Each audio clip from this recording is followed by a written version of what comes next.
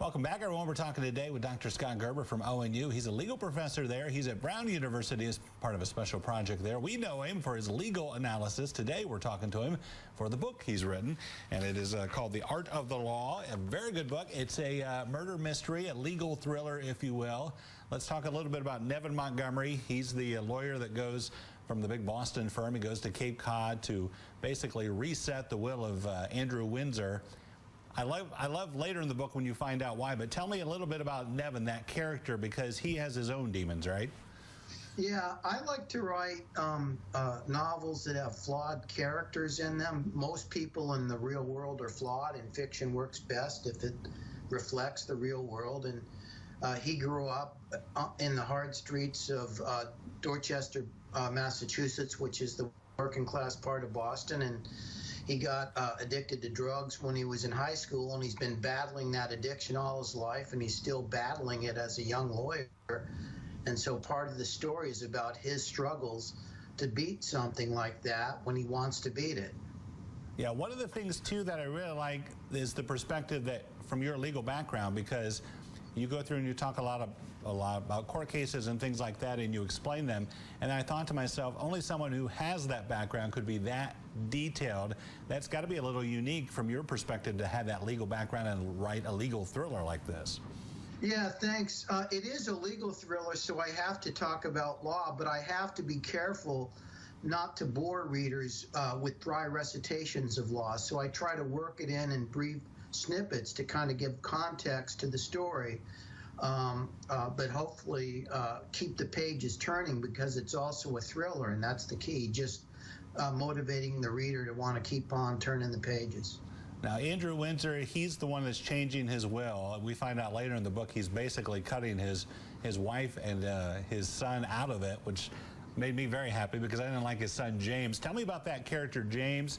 There's also a character, Joshua Jones, who's an attorney, and they're both kind of rotten. James is much worse, but is it fun to write a character like that who just has no redeeming qualities?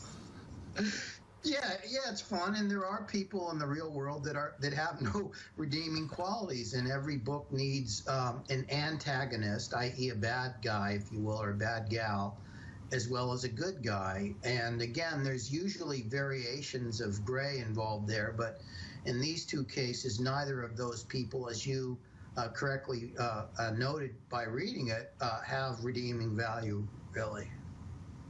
Here's something I wonder if you even want to talk about. Do you base some of these characters on real life people?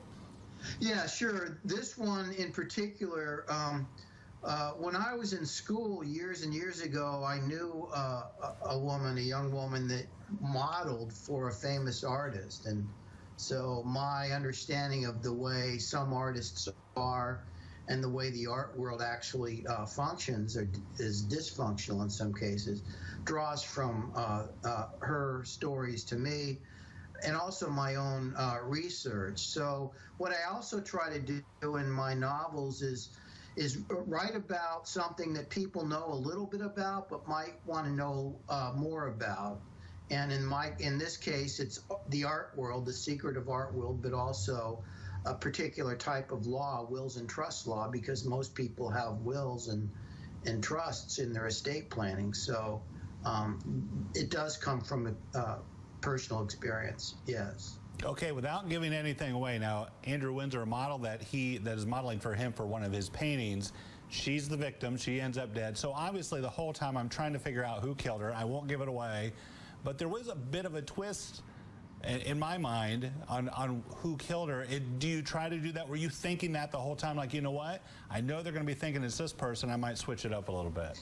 Yeah, I'm really pleased that you picked up on everything I was trying to do in the story. I also like novels, and this is my fourth one, that have ambiguous endings, not only flawed characters, but also ambiguous endings where the reader is left wondering really what happened, and then what also will happen to the people in the story. And so I hope that's what you felt after you finished it. Yeah, I love that. Where can we get it, Scott?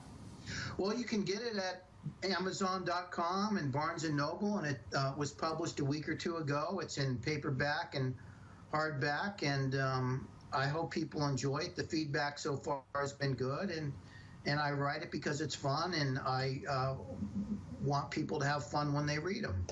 All right, excellent. It's a great read. Thank you so much, Dr. Scott. Appreciate it. Good seeing you. Thank you, Jeff. I appreciate it.